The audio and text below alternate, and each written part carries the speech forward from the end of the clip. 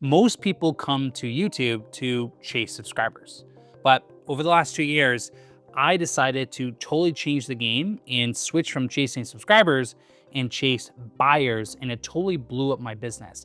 I went from making maybe $60,000, $70,000 a year to over 250,000 with a small YouTube channel. My channel is less than 1,000 subscribers.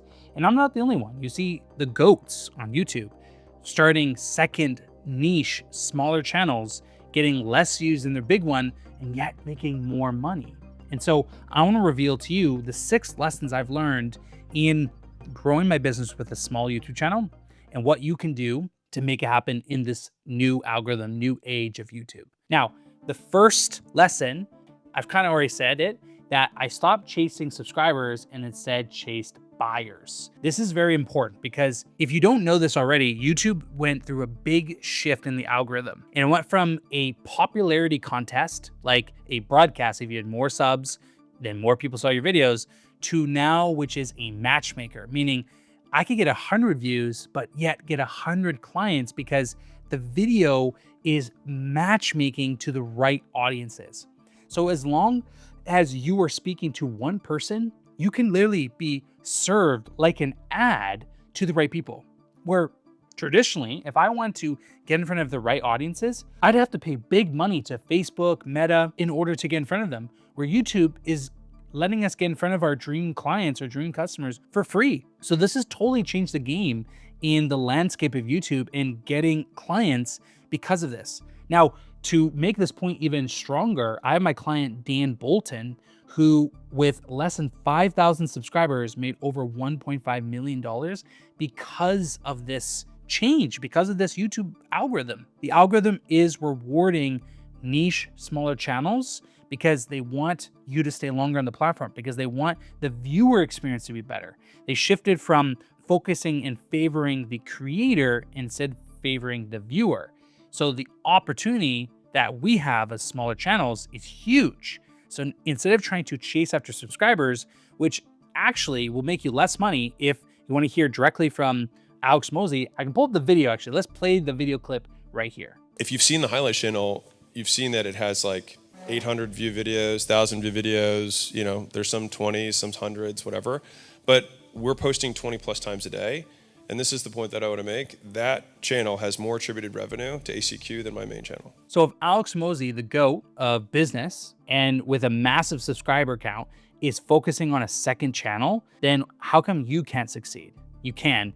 You just have to let go of the vanity metrics and let go of like this idea of looking good. And this leads me to my second point. People, including myself, focus too much on looking good rather than making the viewer feel something. In my 7 years creating content for hundreds of entrepreneurs at this point, and dozens of multi-millionaire creators and coaches, consultants, I've learned that people don't buy your edits, how your video looks, the script, the lighting, all those things are cool, and I love those things.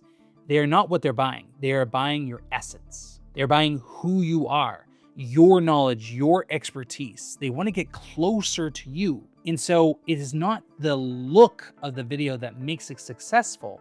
It's the value that you provide and the emotion that you deliver across the lens, across the screen, right? I'm sure you can feel the essence of who I am. I talk with my hands. I'm a very high energy type person, right? Versus some people are calm, cool, collected. They have a different vibe, a different energy.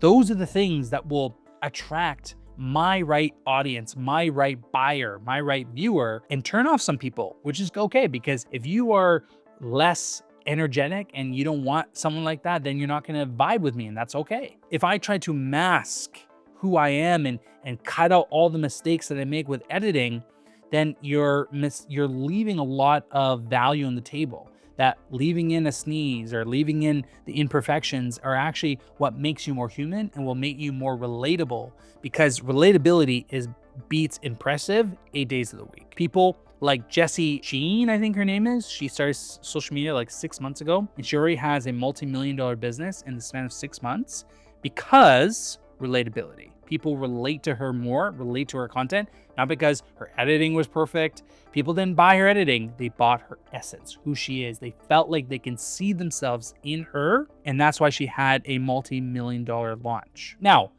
this brings me to my third and really important point when it comes to success on the platform, which is this. Number 3 is going solo. You see, the mistake that I made for many, many years, and what I talk a lot with my clients is there's not a single successful YouTube channel that I've ever met that went about it alone.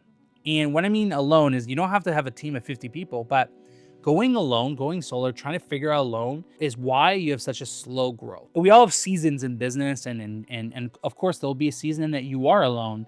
But if you want to go pro and you want to make this the thing to put you on the map, to stand out, to help you sell out in your coaching or service or course creator business, you can't go at it alone. At least at bare minimum, let AI help you with the editing or help you with, the researching or help you with something.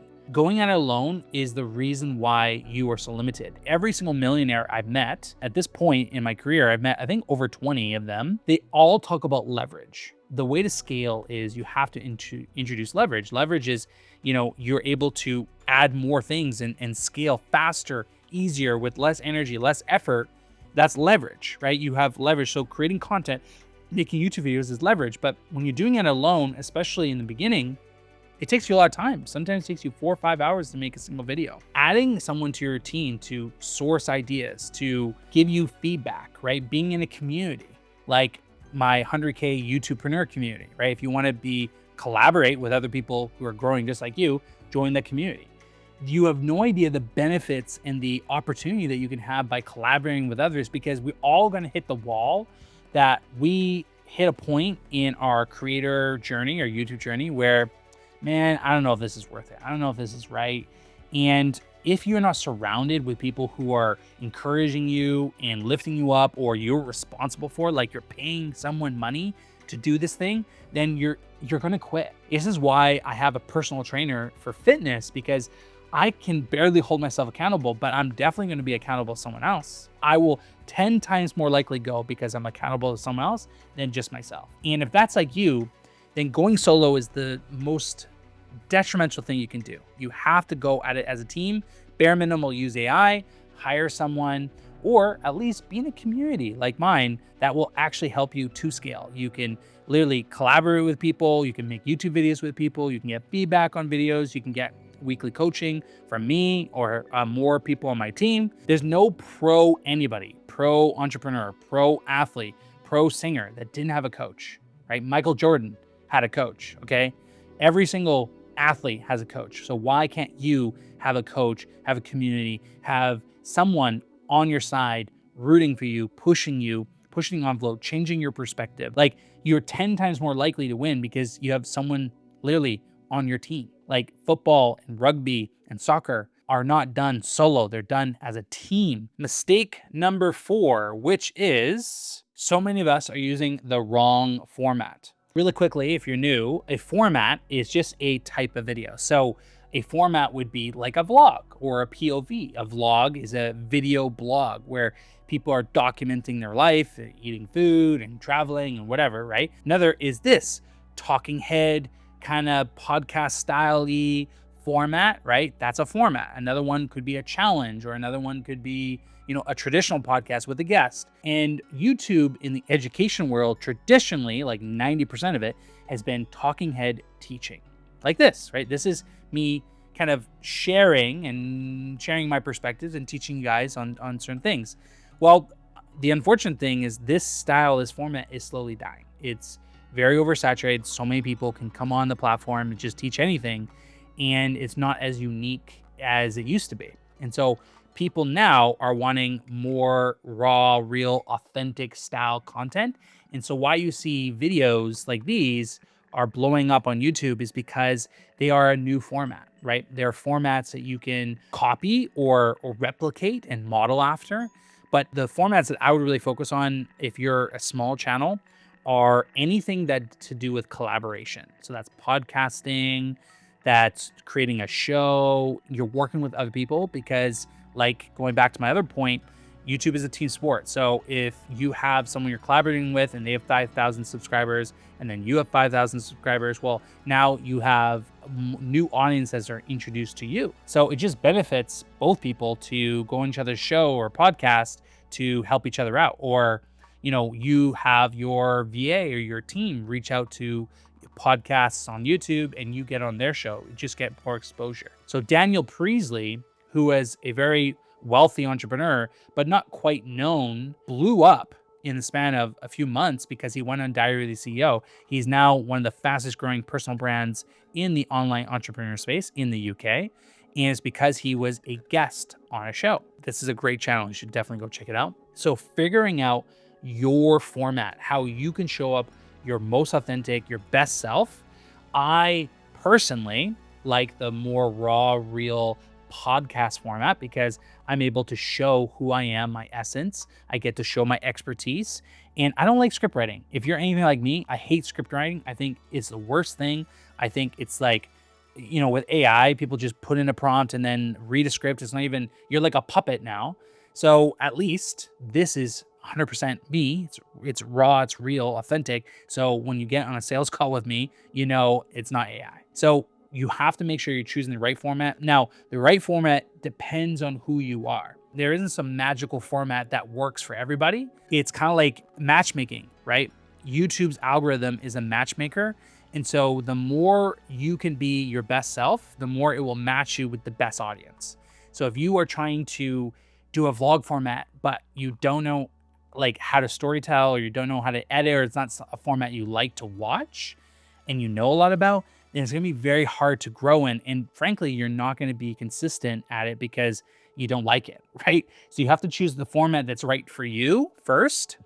And then that you can communicate and show your expertise, your authority, and show your knowledge and show who you are. Like, businesses are built on people they know, like, and trust. And nothing shows more of who you are, what you like, what you value, and why you should be trusted, like a raw, authentic podcast style format. I think I'm going to coin this, I didn't start this, but the long form yap. If you like that, put in the comments, long form yap. Maybe this is a new format we can start. All right, let's move on to number 5. Number 5 is not going all in. So many people come to me in my community, ask me questions. Oh, Kyler, I'm posting on YouTube, I'm posting on LinkedIn, I'm posting on X, I'm posting on Instagram.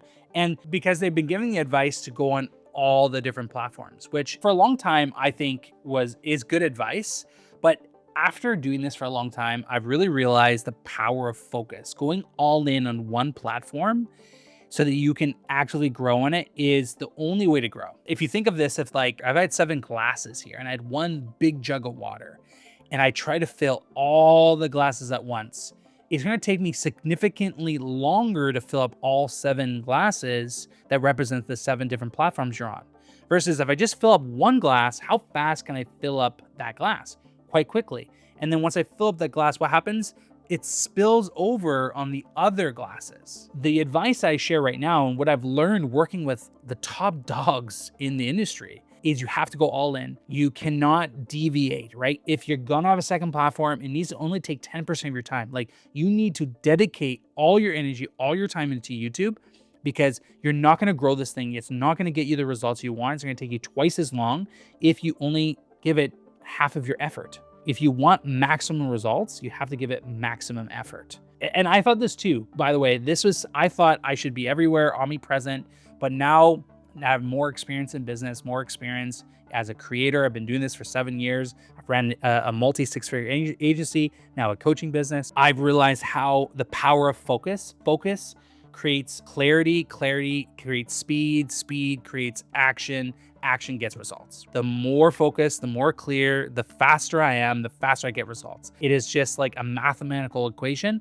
And if you want results from your channel, give yourself 6 months, go all in and make it happen. All right, the last point number 6, that the lesson I learned when it comes to YouTube in growing my business, not just my subscribers, was treating my content like ads. So many times I made my content like a VSL, like a video sales letter, like a webinar, like I'm trying to close them. when the reality is YouTube is not an ads platform. It's not something to close people. It's something to get found, get discovered, and build trust. Because right now, the current data shows that we need 7 hours of content consumed for people to have enough trust to buy from us. So if I ask within a 10-minute video for like book a call or download this thing or whatever, then I am losing out on the good karma that can come my way. When I give value and I say, hey, you want more value just like this? Go check out this video, this video, this video. And they watch those 7 hours. By the end of the 7 hours, by the end of the 7 videos, they feel like they know me. They like me, and now they trust me. Now it's ready to go and actually take the next step. And so something I learned from my client, Taki Moore, like I can't take credit. This is 100% from Taki, that he was very smart in that what he did was he created his channel like a funnel. And what he does is all of his YouTube content, he doesn't ask for a sale. He doesn't ask, he might, say, hey, download this lead magnet, right, to get an email, but he's not asking for the gut punch sale. What he does very, very strategically, he creates the binge effect. He gets people to watch multiple videos in his channel, but they all lead to one killer video, which is a VSL, a YouTube VSL that lives on his channel, live on his channel, not a landing page, not a website. His VSL, his video sales letter, is on his YouTube channel as a published video. This is so smart. So people are watching it, they discover a YouTube video, then they watch a second one, a third one, and then they all goes towards that one video. They watch that video. That is the only video on his channel where he ever asks for anything. This is the give, the jab, jab, jab, right hook from Gary Vee, that the more you give to the world, the more you're gonna get. You cannot get things when your cup is full. You have to give, let things out of your cup in order to receive.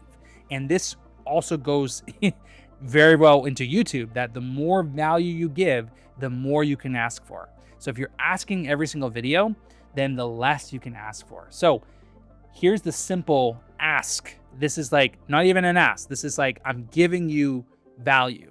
Everything I know about YouTube and growing a business with it is inside my first link in the description. If you want to grow a 6-figure business with YouTube and become a YouTubepreneur, everything I know is in there. I give my heart and soul. I'm in there every single week. I'm going live, answering people's questions, helping you with your thumbnails, your strategy, your design, everything absolutely for free in this free community with, right now, I think we have 70 people inside that are all growing with YouTube. So if you want to be a part of that, the link is in the description. And this is my gift to you so that you cannot make the same mistakes I made in trying to grow my business. But that is it. That's the 6 things that went into growing my business and my subscribers, but mostly my business with a relatively small channel. So if you're anything like me and you want to continue growing, go check that out down below. But other than that, thank you guys so much. Really appreciate your time and energy. Give me in the comments, what do you think about the long form yap and what you like most so I can make more of it, right? What questions you have, put it in the comments. And